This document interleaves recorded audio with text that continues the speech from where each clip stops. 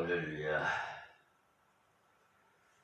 오늘도 어제에 이어서 창세기 강해설교로 18장 16절부터 말씀드리겠습니다.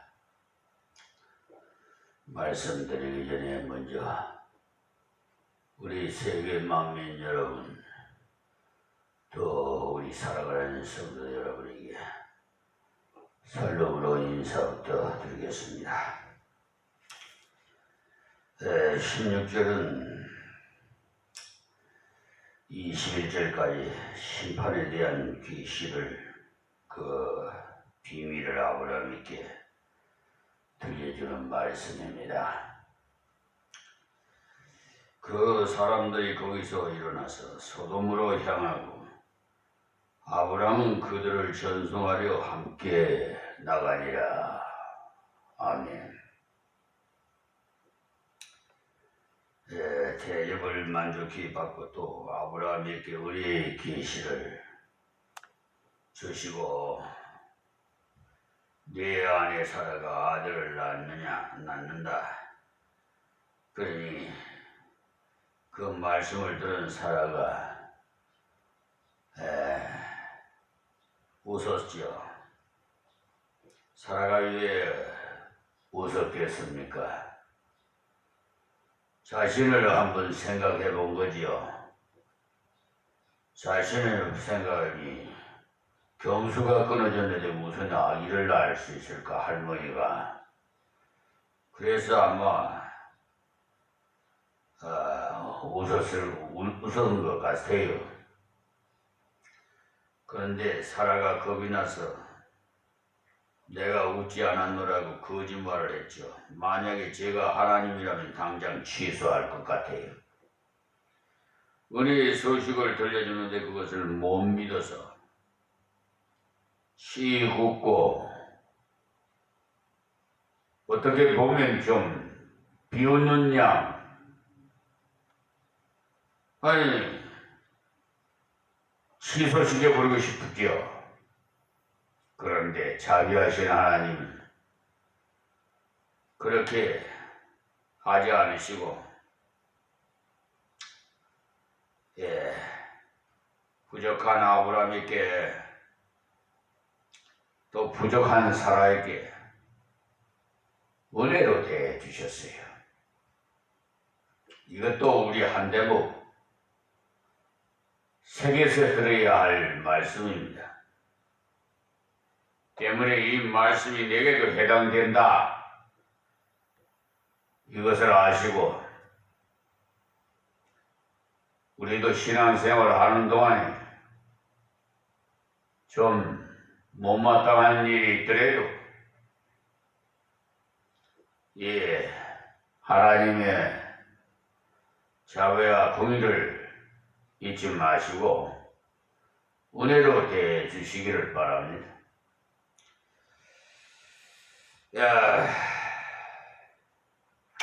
그것이 하나님이 기뻐하실 일이겠죠. 말씀을 들어도 씩 웃고 웬걸 되겠나 하면서 금방 하나님의 말씀을 듣고도 의심하고 염려하지 않았습니까? 이런 우리를 버리지 않으시고 지금까지 돌보아 주신 것 참으로 감사하죠. 그 하나님의 은혜가 아브라함 때나 지금이나 동일합니다. 그래서 이 말씀이 지금부터 4000여 년 전의 말씀이지만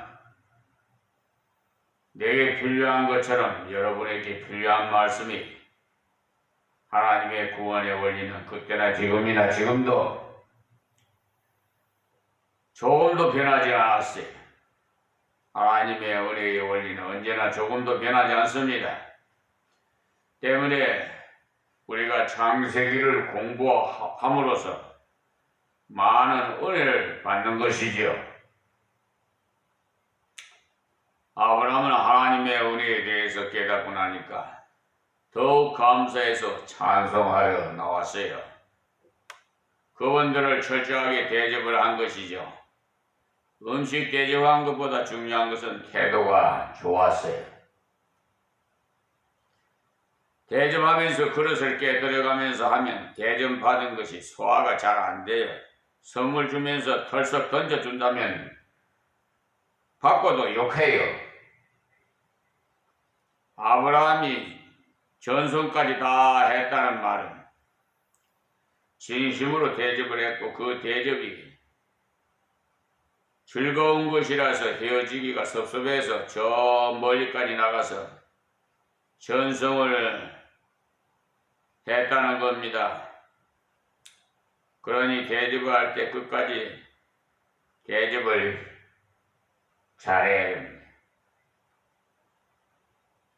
어떤 사람은 처음에는 잘했는데 태도가 점점 변해버리는 사람도 있어요. 그런데 가다가 변해버리면 처음 대접 잘한 것이 무효가 되어버려요. 접대한 그 후에 좋지 않은 뒷말이 들려오면 아하, 지금까지 대접한 것이 계략이구나, 술책이구나 하지 않을 뒷말이 들려오면 그러니 아무것도 아니란 말이죠. 아브라함이 전손까지 한 것은 정말 진심으로 대접을 했다는 증표가 되겠습니다. 자, 17절 말씀이에요. 여호와께서 가라사대 너희 하려는 것은 아브라함에게 숨기겠느냐? 말씀하십니다. 보십시오. 이들 중에 한 분은 여호와 하나님 아니십니까? 물론 사람의 모습으로 나타나셨지요. 하나님의 뜻을 간절히 순종할수록 하나님께서 당신의 뜻을 자꾸 열어주셔요. 이미 주신 말씀을 순종하는 자에게는 하나님께서 기뻐하시면서 자기 뜻을 계시하십니다. 아브라함께 여호와 자신이 어떤 분이라는 것을, 당신께서 하시는 일이 어떤 것이라는 것을 자꾸 구체적으로 계시해 주십니다. 신약의 요한복음 14장 21절에서 22절을 한번 보시면요, 나의 계명을 지키고 가지고 지키는 자야 나를 사랑하는 자니, 나를 사랑하는 자는 내 아버지께 사랑을 받을 것이요 나도 그를 사랑하여 그에게 나를 나타내리라.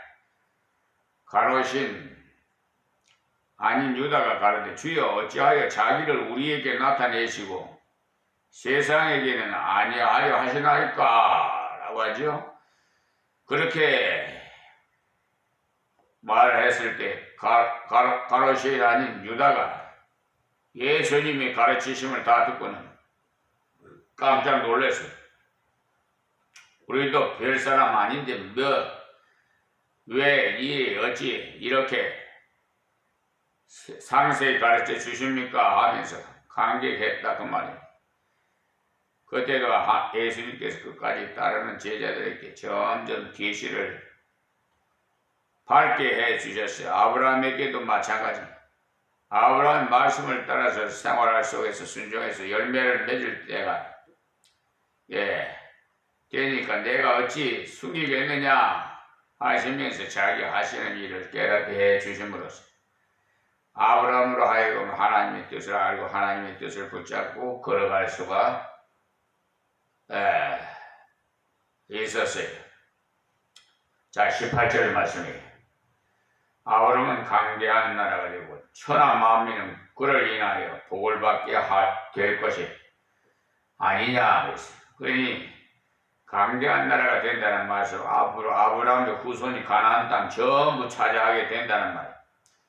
앞으로 아브라함이 차지해야 할 전체 중에 한 일부분이 되는 소돔과 고모라에 대해서도 아브라함에게 가르쳐 주신 것은 하나님께서 맡겨주신 분야를 바르게 감당하도록 하는 것이라는 것이, 그래서 이 진리를 가르쳐 주셨습니다. 그래야 앞으로 오고 가는 사람들이 아브라함의 교훈을 통해서 소돔 고모라의 멸망을 배울 수도 있지요. 천하 만민은 그를 인하여 복을 받게 될 것이 아니냐. 이 말씀이 아브라함의 후손 중에 예수님이 오셔서 예수님을 믿음으로 만민 그러니까 구원받는 그것을 말씀해 주는 거예요. 여러분이 구원을 그러니까 구약을 자세히 보시면은 예수님에 대한 내용이 중간중간에 기록되어 있습니다. 19절 말씀에 내가 그로 그 자식과 건속에게 명하여 여호와의 도를 지켜 의와 공도를 행하게 하려고 그를 택하였나니 했습니다. 지난번에 말씀드린 일이 있습니다만 택함의 교리가 여기도 벌써 나와 있지 않아요?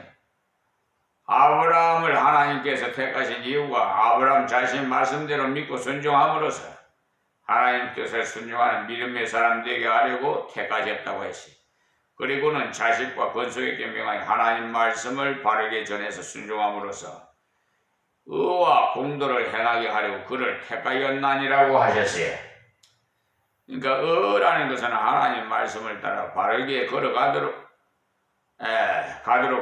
올바른 길로 인도할 수 있도록 인도하기 위해서 하나님께서 택하셨다 이 말씀. 이 택함은 아브라함만 그런 것이 아니라 우리도 같은 이유로 택함을 받았어요. 아브라함께서 왜 우리에게 택함의 은혜를 주셨느냐 하면 왜 우리를 세상에서 불러내셔 예수 믿게 했느냐 하면 그 이유는 다른 데 있는 것이 아니에요. 하나님 말씀을 순종하고 믿음을 따라서 살고 또 이것을 자기뿐만 아니라 후손에게까지 인도하기 위해서 사명을 주셨다는 것입니다. 아브라함에게 왜 이 계시를 주시느냐? 자기 자손에게 하나님의 공도를 가르쳐야겠는데 아브라함을 통해서 하나님의 사랑만 가르칠 것이 아니라 하나님의 심판에 대해서도 가르쳐 줘야 된다는 거예요. 꼭 그래요. 설교할 때도 하나님의 사랑만 설교해야 되는 것이 아니고 좀 꽃게임 같은 설교, 좀 깨달을 수 있도록 공의의 심판에 설교도 해줘야 정신이 바짝바짝 들 거 아니에요? 잠자는 사장과 설교나 하지 말고 좀 웃기는 설교, 배꼽이나 빼는 설교 하지 말고 말이에요. 알맹이 있는 설교를 좀 해야지. 까만데 하얀 칠을 해놓으면 더 잘 드러나죠. 그와 마찬가지로 하나님께서 왜 우리에게 심판을 가르쳐줘요? 심판 중에 구원을 통해서 하나님의 사랑을 더 강력하게 깨닫게 하기 위해서요. 이는 나 여호와가 아브라함에게 대하여 말하니 이를 이루려 함이니라 그랬어요. 아브라함이 말씀하신 것은 이제 하나하나 다 이루어졌어요. 하나님의 어떤 사랑의 하나님이신지, 하나님의 어떤 진리의 하나님이신지, 하나님의 어떤 공의의 하나님이신지 바르게 깨달아서 자기뿐만 아니라 후손까지 바른 길로 가도록 하기 위해서 계시를 주신다는 겁니다. 그 계시 이야기가 20절부터 나와요. 자, 20절입니다. 여호와께서도 가라사대 소돔과 고모라에 대한 부르짖음이 크고 그 죄악이 심히 중하니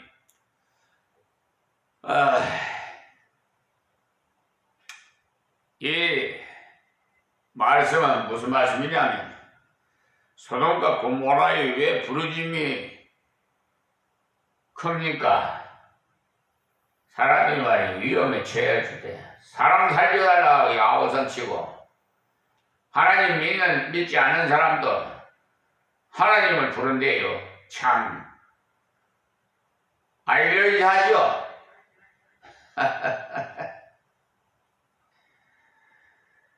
그곳에도 돈도 많고 또 살기 좋은 여러 가지 도구도 많은데 그러나 죄악도 가득 차 있었어요. 그래서 그곳에 살면서 억울한 일을 당한 사람이 많았고 많은 범죄로 말미암아 고통당하는 사람이 많아요. 지금 서울도 우리 한국판에 저 어디라고 말하는지 모르겠습니다만 밤에는 불야성에 대해서 고모라와 소모라성이 된 것 같아요. 완전히 그냥 향락에 그냥 취해가지고요. 아주 과간이 아니에요. 완전 범죄 소굴이 돼가지고. 예. 좋다고들 유황불에 들어갈 건 생각지도 못하고 오늘 그냥 이 시간이 그냥 영원할 줄 알고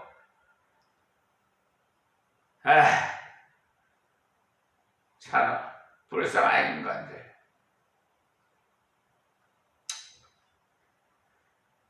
예.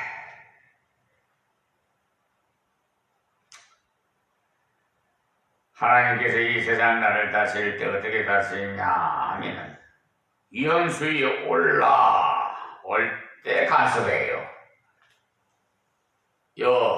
관영, 정수리까지 차실 때 심판하신다는 말이에요.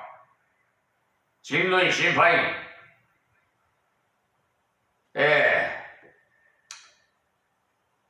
그러니까 성도를 다스릴 때 아주 확실하게 섬세하게 다스리는 증거를 보여줘요. 그러나 세상을 다스릴 때는 주로 심판으로 다스리기 때문에 죄악이 관영할 때 심판은 어느 정도 일 때는 심판을 금방 잘 하지 않아요. 왜냐? 마지막 심판이 있기 때문에. 그 때문에 세상 돌아가는 것을 보고 하나님이 계시는데 왜 이런 일이 있나 싶을 때가 덜 있지요. 왜냐하면 하나님께서 죄 짓는 즉시 즉각 그냥 심판하시면 그런 말을 하지 않을 텐데 즉각 심판하지 않으시거든요. 즉각 심판하신다면 나도 이 자리에 없을 것 같아요. 그것을 모르고 요사이 약한 사람이 너무나도 많은데 저런 사람을 좀 심판하시지 왜 그냥 두고 계실고 하나님이 살아계시다면 합니다만 만약에 죄 짓는 대로 즉각 심판하신다면 이러면 하나님 자기도 벌써 죽었을 거예요. 하나님께서는 세상을 다스릴 때 죄악이 관영하면 다스리세요. 특히 소돔 고모라는 불로 심판해 하나님께서는 국부적인 심판을 불러서 많이 하신 마지막 날에 가면 이 지구가 뜨거운 불에 풀어져서 죽같이 되는 그런 날이 옵니다. 베드로 후서에 한번 봐요. 체질이 뜨거운 불에 풀어진다고 베드로 후서 3장 10절에 말씀했잖아요. 사람들이 이 말씀을 읽고 들어 비웃어요. 그러나 핵무기가 많이 만들어지고 난 다음에 사람들이 이 말씀을 믿기 시작해요. 앞으로 잘못하면 지구가 분해되겠구나. 지구가 잘못하면 물컹물컹 하게 되겠구나 하면서 과학자들이 염려들을 해요. 그래서 한간에 그런 말들이 있죠. 이제는 신학자들은 성경을 믿는 것을 포기하는 사람이 많은데 과학자들은 믿음으로 돌아가는 자들이 많아지고 있다는 것이 21절입니다. 내가 이제 내려가서 그 모든 행한 것에 관한 과연 내게 들린 그 부르짖음과 같은지 그렇지 않은지 내가 보고 알려 하노라. 그러니까 이것은 물론 개인적인 표현이 아니고 의인적인 표현인데요. 사람들이 알아듣기 쉽도록 표현하신 거죠. 하나님께서 전지전능하심으로써 다 아십니다. 그러나 실제로 내려가서 그들을 살펴보고 간섭하신다는 거예요. 그런데 왜 아브라함에게 이런 말씀을 하셨습니까? 하나님께서 심판만을 위해서라면 아브라함에게 이 말을 하실 필요가 없지요. 가셔서 심판해 버리시면 그만인데 말이에요. 하나님께서 아브라함에게 상세히 말씀하신 이유는 하나님께서 그곳에 있는 사람 중에 살릴 자, 구할 자가 있기 때문에 이 계시를 주신 거예요. 그 때문에 심판에 대한 말씀을 읽을 때는 구할 자가 있다는 것을 아셔야 합니다.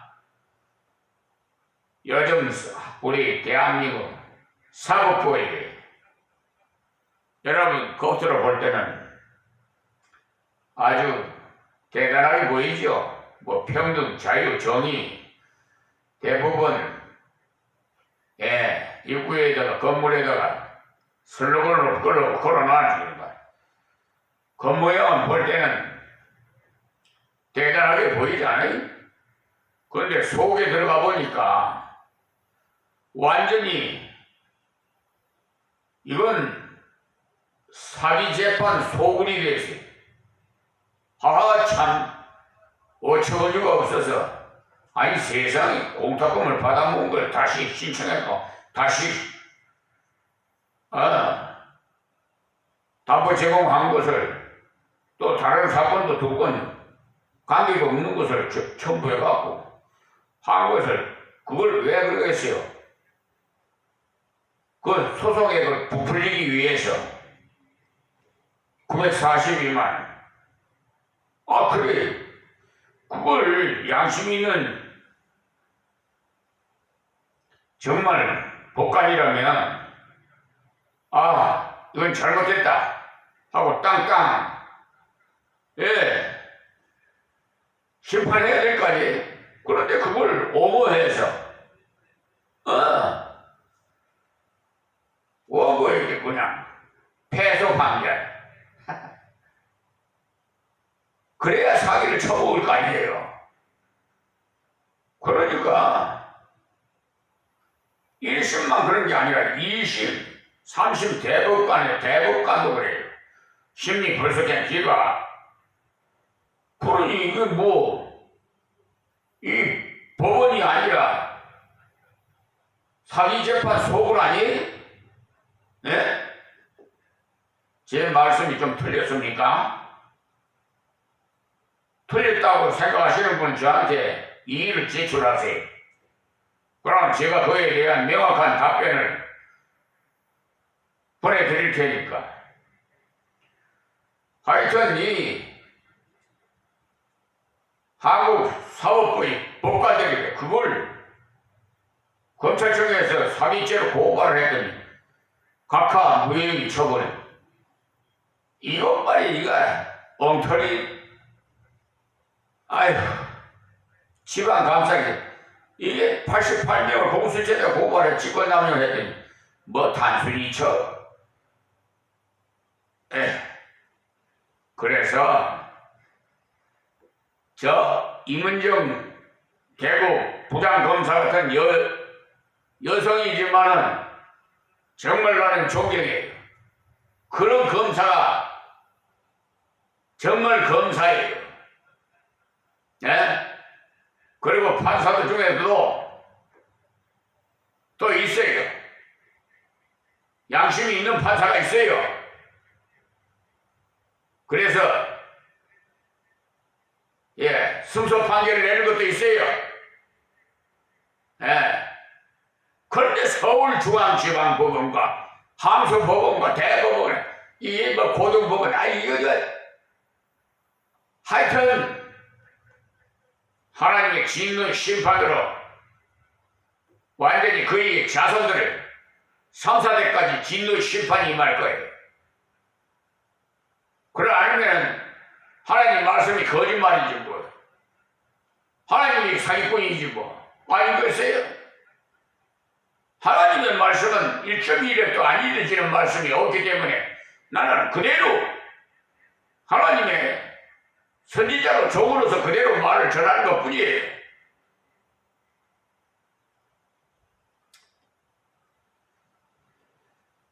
아브라함에게 하나님께서 상세히 말씀하신 이유와 하나님께서 그곳에 있는 사람 중에 살릴자, 부활자가 있기 때문에 이 계시를 주신다는 거예요. 그렇기 때문에 사법부 내에서도 부활자가 있어요.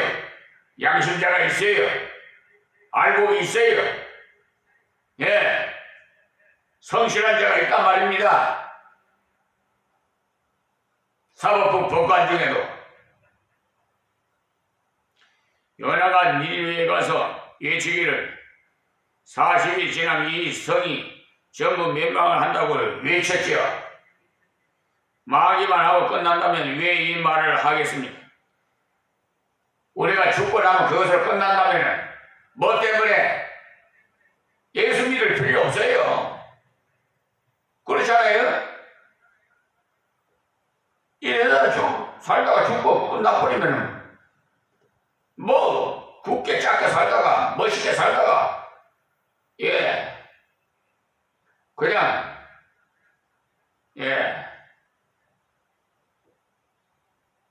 죽으면 그것으로 끝난다면 무슨 뭐 천국 지옥이 어디 있어요. 그냥 뭐 예수 하나님 믿을 필요 없지. 그런데 말이에요, 부활이 있다는 사실이에요. 부활이 있는데 심판의 부활로 태어나는 거, 부활하고 생명의 부활로 이루어지는 사람이 있어요. 그러니 그런 심판의 부활로 시행하면 완전히 유황불로 그냥 들어가는 거 아니겠습니까?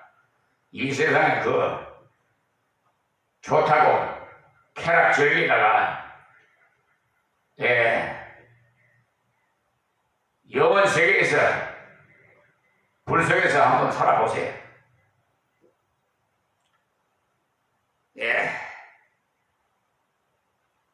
그냥 이 세상에서 끝나면 예수 믿을 필요 없어요.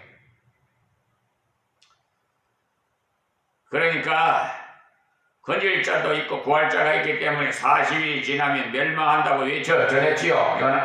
그러니까 요나가요. 모두 회개하고 회개하기 때문에 하나님께서 불쌍히 여기시고 살리셨어요. 지금도 늦지 않았어요. 대한민국 사법부에 종사하시는 법관 여러분, 양심의 가축이 되시는 분은 다 회개하시고 하나님 앞에 회개하고 양심 선언하고 하나님 법에 의하면 사배를 갚으라고 그랬어요. 피해를. 그러하면 용서해 주실 겁니다. 그런데 꼭 황리화를 시키고 자존심은 있어가지고 그놈의 개떡 같은 자존심 뭐 평생 책임져 주나? 하나님이 하시는 일을 못마땅하게 생각한 요나가 화가 나가지고 왜 그랬어요? 자기의 권위가 다 떨어지고 있거든요. 지금도 사법부도 마찬가지 아니에요? 법관들 말이야, 불의한 자들, 이런 요나 같은 자가들. 그런데 40일이 지나면 망한다 하고 외쳤는데 망하지 않거든요. 지금 그렇잖아요. 주님 오신다고 맨날. 그런 죄가 언제예요? 그런데 주님 제일만 마지막 심판이 이루어지는데 그때인데, 요사의 말로 표현하자면 하나님께서 목사의 권위를 이렇게 무시하다니. 그러나 하나님께서는요, 요나를 보내실 때 그들을 살릴 목적이 있었기 때문에 보냈어요. 살릴 목적이 없다면 보내시지 않았겠죠. 하나님께서 증거자를 보내실 때 반드시 살릴 목적이 있기 때문에. 이사야가 시스기야 왕에게 가가지고 당신이 곧 죽을 테니까 집을 정리하시오 하면서 경고를 했어요. 그 경고를 듣고 시스기야가 간절히 기도를 합니다. 이사야는 왕에게 그 말을 전하고는 돌아가는데, 쉽게 예를 들자면 우리 교회쯤에서 당신이 죽을 때니까 집을 정리하시오 하고는 중앙통쯤에 가고 있을 때 하나님께서 이사야 돌아가서 시스기야 앞으로 15년 더 산다고 말해줘라 하셨어요. 이때 이사야가 신앙 없는 성깔 있는 사람이었다면 하나님, 나도 체면이 있지 금방 죽는다고 집을 정리하라고 했는데 또 가라고 15년 더 산다고 어떻게 말합니까? 하겠지만 신실한 이사야는 곧장 돌아가서 당신의 기도를 하나님이 들으시고 15년을 더 살게 하셨소. 그렇게 전했어요. 이사야 38장 1절에서 8절 말씀이. 저 경기도 지사였던 김문수, 그분은 정광훈 목사의 교회에 나가시는 것 같아요. 그런데 언젠가 들어보니까 정광훈 목사를 이사야 선지자로 보더라고요. 그거는 뭐 자유예요. 자기가 그렇게 보면 자기가 보는 건 그런 건지 뭐 그것을 누가 뭐 다다부다 할 필요는 없는데요. 기도 좀 많이 해가지고 성경을 좀 많이 보시고 이사야 선지자가 하나님 꼼짝마 내 손에 죽어 이렇게 했습니까?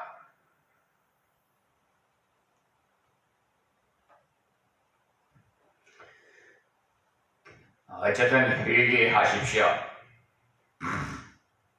저는 부탁드립니다. 한 분이라도 올바르게 신앙생활 하라고 이렇게 말씀을 전해드리고 있습니다. 하나님께서 아브라함에게 말씀 주신 것, 소돔 고모라를 멸망시키기라고만 주신 것이 아니고 그 가운데 구할 자가 있기 때문에 말씀을 주셨어요. 지금 이 자리에 있었는 이 비천한 종도 역시 마찬가지예요. 하나님께서 구원하시는 역사도 대부분 사람을 통해서요. 그냥 천사를 보내서 역사하시는 것이 아니라 아브라함의 기도를 통해서 역사해요. 그래서 오늘 말씀이 아브라함 하나님의 이 계시를 받고 어떻게 행동했느냐를 잘 살펴보십시오. 16절에서 21절까지 하나님께서 왜 우리를 택하셨느냐, 내 자신이 하나님 말씀을 순종하고 후손이 순종하도록 많은 후손이 순종하도록 하기 위해서 우리를 택하셨다고 했어요. 그리고 순종하는 자에게는 점점 더 명확하게 말씀을 주셔서 더 깊이 깨닫도록 확실히 깨닫도록 해주셔요. 아브라함 하나님 말씀을 들을 때 하나님의 은혜도 깨달았고 심판도 깨달았어요. 그래서 하나님께서 더 가까이 나와서 기도할 마음이 생겼습니다. 다음에 나오는 말씀은 아브라함의 간절한 기도인데요. 우리에게 하나님께서 진리를 왜 깨닫게 하시느냐 하면은 진리대로 걸어가라고 깨닫게 해주시는 거예요. 그런데 진리대로 걸어가려면 내 힘으로 못 걸어가요. 그래서 하나님께 기도하고 간구하는 거죠. 하나님께서는 아브라함께 소돔과 고모라에 대한 멸망을 가르쳐 주신 이유가 소돔과 고모라에 내 조카 롯이 살고 있는데 그 조카 롯을 건져야 되지 않겠어요? 하나님 마음이 이 세상이기 때문에 아브라함이 인간적으로 생각한다면 잘 되었다 자기 마음대로 예의도 없이 좋아 보이는 곳을 택하게 가더니 한번 포로로 잡혀갔으면 깨달을 것이지 이제는 둬버려야 나도 모르겠다 할 만한데